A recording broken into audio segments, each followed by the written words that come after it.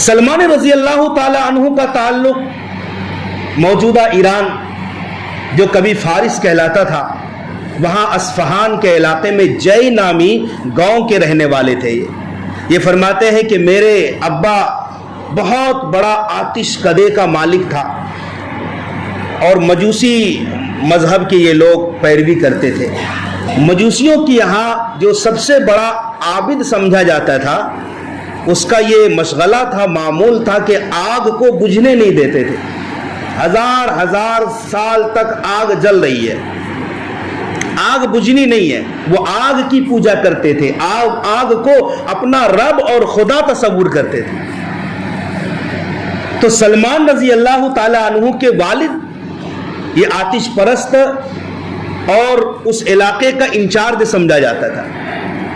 سلمان رضی اللہ تعالی عنہ سے بہت محبت کرتا تھا ان کا باپ، گھر سے باہر جانے نہیں دیتا، کھیتی باڑی کا بھی مشغلہ تھا۔ ایک دن سلمان رضی اللہ تعالی عنہ سے باپ نے کہا کہ جاؤ کھیت پر کچھ کام ہے۔ حضرت سلمان رضی اللہ تعالی عنہ باہر گئے تو ایک گرجا گھر تھا عیسائیوں کا۔ گرجا گھر میں عیسائی لوگ عبادت کر رہے تھے۔ حضرت سلمان رضی اللہ تعالی عنہ کو عیسائیوں کی عبادت نے متاثر کر دیا اور دل سے عیسائی مذہب کو گویا قبول کر لیا۔ گھر میں آ کر ابا سے اور اپنی امی سے تذکرہ کیا تو باپ کو ڈر لگا کہ کہیں سلمان عیسائی نہ بن جائے۔ تو حضرت سلمان کے پیر میں بیڑیاں ڈال دی باپ نے، ہاتھوں میں ہتکڑیاں ڈال دی کہ اگر سلمان باہر نکلا تو ہو سکتا ہے یہ عیسائی نہ بن جائے۔ اب حضرت سلمان قید کے اندر ہے، کسی ذریعے سے عیسائی پادری کے پاس پیغام بھیجا کہ تمہارے مذہب کا مین سینٹر کہاں ہے؟ عیسائیوں نے بتایا تھا کہ ملک شام میں ہے۔ تو کہلا بھیجا کہ شام کی طرف اگر کوئی قافلہ جائے گا تاجروں کا تو مجھے ضرور خبر کرنا، میں بھی شام جانا چاہوں گا۔ حضرت سلمان رضی اللہ تعالی عنہ فرماتے ہیں کہ مجھے خبر ملی، اطلاع ملی کہ ایک قافلہ شام کی طرف جا رہا ہے، تو میں بیڑیاں اور ہتکڑیاں توڑنے میں کامیاب ہو گیا اور میں اس قافلے کے ساتھ ملک شام چلا گیا۔ آپ کو پتہ ہونا چاہیے کہ یہ وہ صحابی ہے جس صحابی نے بہت لمبی عمر پائی ہے۔ ایک قول کے مطابق ان کی عمر 250 سال ہے اور دوسرے قول کے مطابق 350 سال کی عمر پائی ہے۔ اور یہ خود فرماتے ہیں کہ میں نے 11 لوگوں کے پاس رہ کر علم حاصل کیا راہ حق کی تلاش میں کہ سچا مذہب مل جائے۔ میں نے 11 لوگوں کو بدلا اور 11 استاد کو بدلا ہے۔ ملک شام گئے، پتہ کیا کہ سب سے بڑا عالم دین کون ہے، وہاں رہنے لگے۔ جب اس عالم کا انتقال ہونے لگا، کہا حضرت آپ دنیا سے رخصت ہو رہے ہیں تو مجھے وصیت فرما دیجئے کہ آپ کے بعد میں کس کے پاس رہوں۔ اس عالم نے کہا میرے انتقال کے بعد تو موصل چلے جانا، عراق کا ایک شہر ہے، وہاں ایک فلاں پادری رہتا ہے، اس پادری کی خدمت میں رہنا۔ سلمان فارسی رضی اللہ عنہ شام سے عراق آئے موصل میں اور پادری کی خدمت میں رہنے لگے۔ وہ پادری عالم وہ بھی بڑا بوڑھا تھا۔ جب انتقال کا وقت آیا تو حضرت سلمان رضی اللہ عنہ نے ان سے بھی کہا کہ حضرت آپ دنیا سے جا رہے ہیں، آپ وصیت فرما دیں کہ میں آپ کے بعد کہاں جاؤں اور کن کے پاس علم دین حاصل کروں۔ اس پادری نے کہا کہ میرے بعد نصیبین چلے جانا۔ نصیبین بعض لوگ کہتے ہیں کہ یہ ترکی کا علاقہ ہے۔ حضرت سلمان وہاں چلے گئے اور وہ بھی زبردست متقی پرہیزگار راہب اور عالم دین تھا اور سچے مذہب کا عالم تھا، کیونکہ اس وقت عیسائی مذہب ہی برحق مذہب تھا۔ تو جب ان کا بھی آخری وقت آیا تو حضرت سلمان نے کہا کہ حضرت آپ کے بعد میں کہاں جاؤں؟ کہا تم یمن میں چلے جانا، شہر اموریہ میں، وہاں ایک عالم دین ہے، ان کی خدمت کرنا۔ حضرت سلمان رضی اللہ عنہ کہتے ہیں میں نے اس طرح 11 لوگوں کو بدلا ہے اور 11 لوگوں کی خدمت میں رہ کر اپنے علم دین کو حاصل کیا ہے۔ تو جب شہر اموریہ آئے اور اس عالم دین کا بھی انتقال ہونے لگا تو حضرت سلمان نے پوچھا کہ حضرت اب میں کیا کروں، آپ دنیا سے جا رہے ہیں، اب آپ کے بعد میں کہاں جاؤں؟ تو اس عالم دین نے کہا کہ دیکھو بیٹے، میرے علاوہ اب اس روئے زمین پر کوئی بھی نیک اور سچا عالم اور راہب نہیں ہے۔ میں تم کو آخری فیصلہ کن بات بتا دیتا ہوں، اب تم کسی کے پاس مت جاؤ، تم انتظار کرو، یہ نبی آخر الزمان محمد صلی اللہ علیہ وسلم کے ظہور کا وقت ہے۔ وہ آئیں گے عرب کے ایک علاقے میں جہاں نخلستان ہے، کھجوروں کے باغات ہوں گے، پہاڑوں والا علاقہ ہوگا، اور اس نبی کی خصوصیت یہ ہوگی صدقے کا مال نہیں کھاتے ہیں، اور وہ نبی ہدیہ قبول کریں گے، اور ان کے دونوں کندھوں کے بیچ میں مہر نبوت ہوگی۔ یہ 3 نشانیاں بتلائی۔ جب تم دیدار کر لو، زیارت کر لو گے تو اس نبی پر ایمان لے آنا، دنیا اور آخرت کی کامیابی اسی میں مضمر ہے۔ حضرت سلمان رضی اللہ عنہ کہتے ہیں کہ میں مطمئن ہو گیا، اور میں نے بہت ساری بکریاں پال رکھی تھی، بہت سارے گائے اور اونٹوں کی پرورش کی تھی، میرے پاس ایک بڑا ریوڑ ہو گیا تھا جانوروں کا، اور میں انتظار میں تھا کہ عرب کی طرف کوئی قافلہ جائے گا تو میں بھی ساتھ جاؤں گا۔ چنانچہ پتہ چلا کہ قافلہ عرب کی طرف، مکہ مکرمہ کی طرف جا رہا ہے، تو میں نے قافلہ والوں سے کہا کہ مجھے بھی جانا ہے۔ قافلہ والوں نے انکار کر دیا، تو میں نے کہا کہ اگر آپ مجھے لے چلیں تو اس کے بدلے میں یہ سارے جانور آپ کو دے دوں گا، بکریاں بھی، گائے بھی اور اونٹ بھی۔ چنانچہ قافلہ والے مان گئے، اور وادی القریٰ میں مکہ مکرمہ کے قریب لے جا کر قافلہ والوں نے دھوکہ دیا اور سلمان رضی اللہ عنہ کو غلام بتا کر بیچ دیا کہ یہ ہمارا غلام ہے۔ کیا قسمت ہے سلمان رضی اللہ عنہ کی، یہ شہزادے تھے ملک فارس کے، بڑے باپ کا بیٹا تھا یہ، لیکن راہ حق کی تلاش میں، سچے مذہب کی تلاش میں، جستجو میں حضرت سلمان بک گئے غلاموں کی طرح۔ یہ فرماتے ہیں کہ میں مکہ مکرمہ چلا آیا، میرا جو مالک تھا، میرے مالک کا ایک رشتہ دار مدینہ منورہ میں رہتا تھا، وہ رشتہ دار ملنے آیا میرے مالک سے اور مجھ سے خرید لیا اس مدینے والے نے، اور میں اس طرح سے بکتے بکاتے یثرب جو پرانا نام تھا مدینہ کا وہاں پہنچ گیا۔ جب میں نے علاقہ دیکھا، بے ساختہ میرے دل کے ضمیر نے یہ آواز لگائی، سلمان تو بکا تو ضرور ہے لیکن تو وہاں آ گیا ہے جہاں تجھے آنا تھا اور جہاں تیری منزل تھی، وہ کھجوروں والے باغات۔ سبحان اللہ۔ چنانچہ میں انتظار کرتا رہا۔ ایک دن میں کھجور کے درخت پر اوپر چڑھ کر کچھ کام کر رہا تھا، اتنے میں ایک یہودی بھاگتا ہوا آیا میرے مالک کے پاس، جاء الرسول جاء الرسول کی آواز لگاتا، اور وہ کہہ رہا تھا کہ فلاں قبیلے والے کا ستیہ ناش ہو، ایک شخص مکے سے آیا ہے جو کہتا ہے میں نبی ہوں، اور لوگ اس نبی کے چاروں طرف بیٹھے اور اس پر ایمان لے کر آ رہے ہیں اور اس کی نبوت کو مان رہے ہیں۔ میرا سننا تھا جاء الرسول کا لفظ، میرے بدن میں سنسناہٹ پھیل گئی، قریب تھا کہ میں کھجور کے درخت سے نیچے گر جاتا۔ میں کسی طرح نیچے اترا اور میں نے اس آنے والے شخص سے کہا، ذرا ایک بار پھر کہنا کیا تم نے کہا؟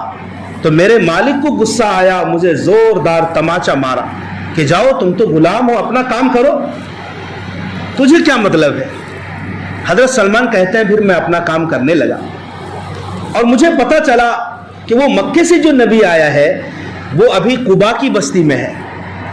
میں کسی طرح رات میں چھپ کر چند کھجوریں لے کر گیا، دیکھا کہ پیارے آقا صلی اللہ علیہ وسلم کا منور اور روشن چہرہ سامنے تھا۔ میرے دل نے سکون پایا اور میں نے چند کھجوریں آپ کی خدمت میں پیش کی اور کہا کہ یہ آپ کے لیے صدقہ ہے۔ آقا علیہ السلام نے فرمایا کہ میں نبی ہوں اور نبی صدقہ نہیں کھاتا، آپ نے اپنے اصحاب کو کھلا دیا۔ تو میں دل ہی دل میں خوش ہو رہا تھا کہ میرے راہب نے جو کہا تھا کہ وہ صدقہ نہیں کھائے گا، ایک نشانی تو پوری ہو گئی۔ پھر میں کسی اور دن آیا اور اس سے اچھی اچھی کھجوریں لے کر آیا اور آ کر کہا کہ یہ آپ کے لیے ہدیہ ہے میری طرف سے۔ آقا علیہ السلام نے قبول فرمایا اور خود بھی نوش فرمایا اور اصحاب کو بھی کھلایا۔ تو میں نے کہا الحمدللہ میری تو دوسری نشانی پوری ہو گئی۔ پھر ایک دن ایسا ہوا، میں آپ کی خدمت میں پہنچا تو آپ ایک جنازے کے ساتھ قبرستان میں تھے اور میں آپ کی مہر نبوت کو دیکھنے گیا۔ اللہ کے نبی کے اوپر ایک پیدائشی طور پر اللہ نے نبوت، آخری نبی کا ایک مہر لگا دیا تھا۔ دونوں کندھوں کے بیچ کبوتر کے انڈے سے تھوڑا بڑا اور مرغی کے انڈے سے چھوٹا ایک گول مہر نبوت محمد الرسول اللہ لکھا ہوا تھا۔ تو حضرت سلمان کہتے ہیں کہ میں اس مہر کو دیکھنا چاہتا تھا اور راہب کی تیسری نشانی کو کھلی آنکھوں سے دیکھنا چاہتا۔ میں قریب گیا تو اللہ کے نبی نے آہٹ محسوس کی اور اللہ کے نبی سمجھ گئے کہ سلمان کیا چاہتے ہیں۔ تو آقا علیہ السلام نے اپنے کندھے سے کپڑا ہٹایا تو حضرت سلمان نے اس مہر نبوت کو بوسہ دے دیا اور خوش ہو گئے اور اپنا سارا واقعہ اللہ کے نبی کے سامنے پیش کیا اور ایمان قبول کر لیا، کلمہ پڑھ کر مسلمان ہو گئے۔ حضرت سلمان نے کہا یا رسول اللہ، میں چکی کی طرح مصیبت میں پس رہا ہوں، میں تو ایک شہزادہ تھا، میں بکتے بکاتے غلام بن گیا ہوں اور میرا مالک بہت سخت مزاج کا ہے، آپ کی خدمت میں آنا چاہتا ہوں، مالک اجازت نہیں دیتا۔ آقا علیہ السلام نے کہا کہ سلمان اپنے مالک سے بدلے کتابت کا معاملہ کرو، یعنی تمہاری آزادی کے لیے تمہارے آقا کو کیا چاہیے، کتنا پیسہ لے گا جس کے بدولت تمہارا مالک تمہیں آزاد کرے گا، یہ بات کرو جا کر اور جتنا بولے اتنا طے کر لو۔ سلمان رضی اللہ تعالیٰ عنہ خوشی خوشی آئے اور اپنے مالک سے بدلے کتابت کی کہ میں آزاد ہونا چاہتا ہوں آپ کی ملکیت سے، اس کے عوض میں آپ کیا لیں گے؟ مالک نے اتنی بڑی شرط لگائی کہ عام غلام کے ہمت اور سقط سے باہر بات تھی۔ مالک نے کہا کہ میں 40 اوقیہ سونا لوں گا اس کے عوض میں۔ 40 اوقیہ سونا بڑا مال ہوتا ہے، اور دوسری شرط یہ ہے کہ مجھے 300 کھجوروں کے باغات چاہیے، پودے لگاؤ، پھر 4-5 سال کے بعد جب وہ پودے کھجور کے درختوں کی شکل میں بڑے ہو کر جب پھل آنے لگیں گے تب میں تمہیں آزاد کروں۔ مالک سوچ رہا تھا کہ عموماً جب کھجور کا پودا لگایا جاتا ہے تو پودوں میں 4-5 سال کا وقت لگتا ہے پھل آنے میں، تو مالک سوچ رہا تھا کہ 4-5 سال کے بعد ہی آزادی ملے گی۔ آقا علیہ السلام کی خدمت میں حضرت سلمان آئے، یا رسول اللہ میرا مالک یہ شرط لگا رہا ہے 300 اوقیہ سونا اور 300 کھجوروں کے درخت۔ آقا علیہ السلام نے فرمایا جاؤ اور اوکے کر دو کہ یہ سودا منظور ہے۔ اب اللہ کے نبی نے صحابہ کرام سے فرمایا کہ سلمان کے لیے مدد کرو، کھجوروں کے پودوں کا انتظام کرو۔ کوئی صحابی 10 پودے لے کر آ رہا، کوئی 40، کوئی 20، کوئی 50، 300 سے زائد کھجوروں کے پودے جمع ہو گئے۔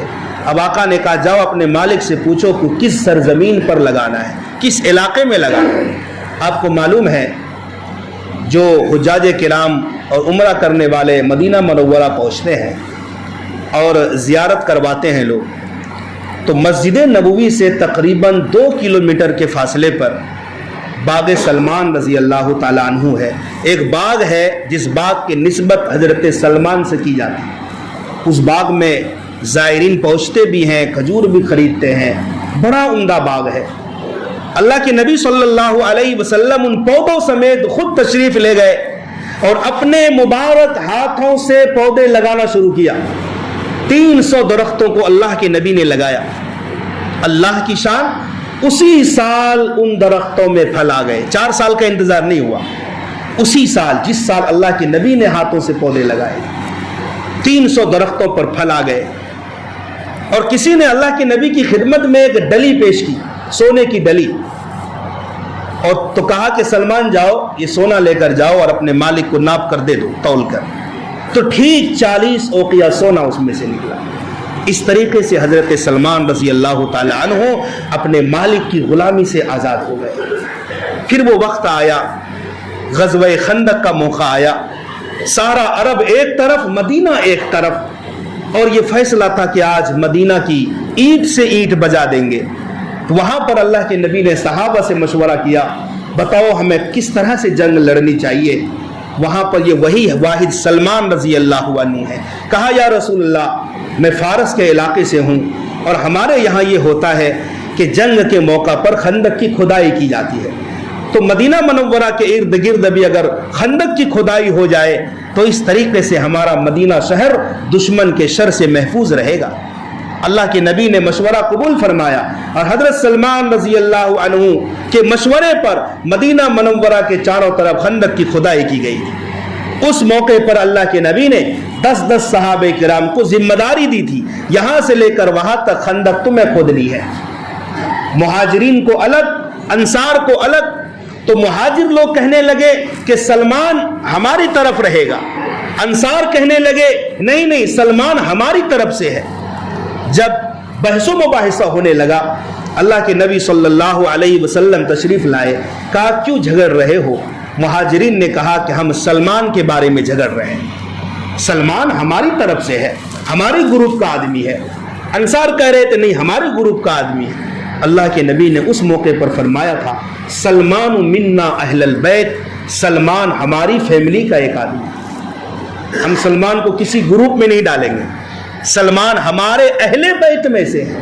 کہاں فارس کا شہزادہ تھا، اسلام کی بدولت اللہ کے نبی صلی اللہ علیہ وسلم کے اہل بیت میں شامل ہو گئے۔ ایک ایمان قبول کرنے کے لیے سچے مذہب کی تلاش میں حضرت سلمان رضی اللہ تعالیٰ عنہ کی ایک بہت بڑی لمبی عمر گزری ہے، بھٹکتے ہوئے اور غلام در غلام بنتے ہوئے۔